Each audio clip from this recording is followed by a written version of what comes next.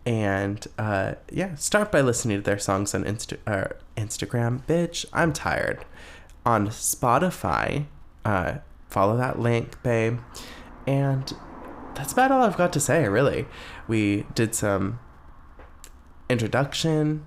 We rambled about what's going on for me in my life, about being a witch from Halloweentown.